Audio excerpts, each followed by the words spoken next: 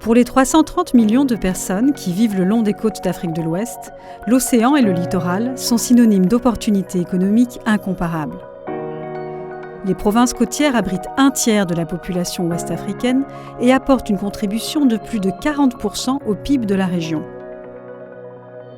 The coastal environment provides enormous opportunity for economic development, fisheries, oil and gas, infrastructure, and whatever.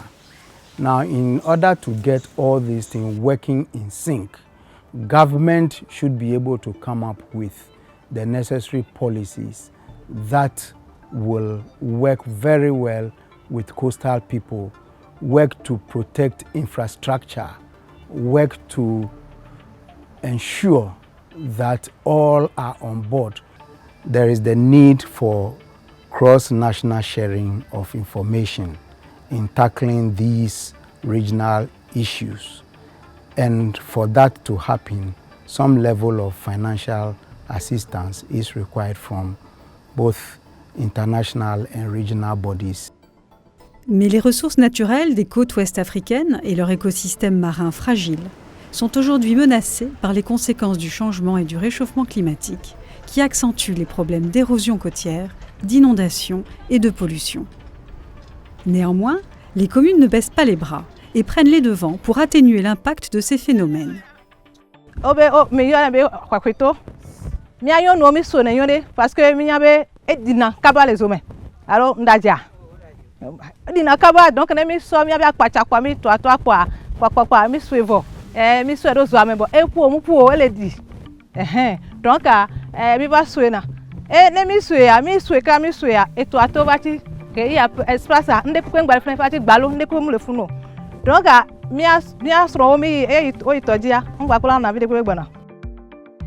Six pays d'Afrique de l'Ouest, la Mauritanie, le Sénégal, la Côte d'Ivoire, le Togo, le Bénin et Sao Tomé et Principe, ont joint leurs forces pour gérer ensemble ces risques. Au Togo et au Bénin, dans le chénal de Baga, la communauté de Zogbeji travaille avec une organisation de la société civile pour replanter des mangroves et apprendre de nouvelles façons de préserver l'environnement et de garantir leurs moyens de subsistance. Je crois que notre expérience va inspirer d'autres communautés. Parce qu'avant, ces communautés utilisent ces palétuviers mangroves pour faire les boîtes de chauffe. Mais aujourd'hui, elles ne font plus ça. Elles ne font plus ça. Donc ça veut dire qu'elles ont compris. Parce que c'est là que les poissons même vont effrayer. Alors si on les coupe, est-ce qu'on va encore retrouver ces poissons? Non. Donc c'est ça qui me réjouit moi aujourd'hui. Le succès de ce genre de programme au niveau local et régional repose sur une bonne observation et surveillance du littoral.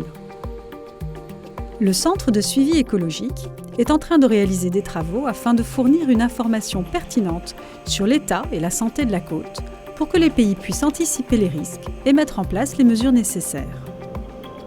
Les menaces sont nombreuses avec le phénomène du changement climatique qui s'intensifie de plus en plus. Donc les populations sont menacées par ces phénomènes-là. Les données permettent d'avoir une bonne information sur ce qui va se passer sur le littoral. Donc une fois qu'on a ces données de qualité, donc on a une information de qualité qui peuvent être capitalisées dans le cadre d'un système d'alerte précoce, ce qui permet de prendre les devants et de préserver un peu les populations par rapport à ces menaces-là.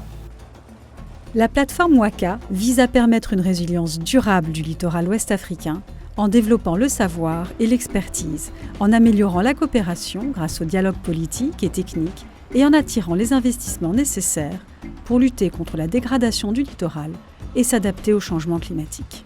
C'est important de protéger les mers, c'est important aussi de protéger les populations. Le message que j'ai, c'est davantage d'œuvrer à une bonne cohabitation entre les populations et l'océan puisse vraiment continuer. Parce que nous sommes les hommes qui influons dans la nature. Le littoral a une valeur inestimable pour les États côtiers d'Afrique de l'Ouest. Sa gestion, sa préservation et conservation sont donc indispensables au bien-être social et économique des citoyens.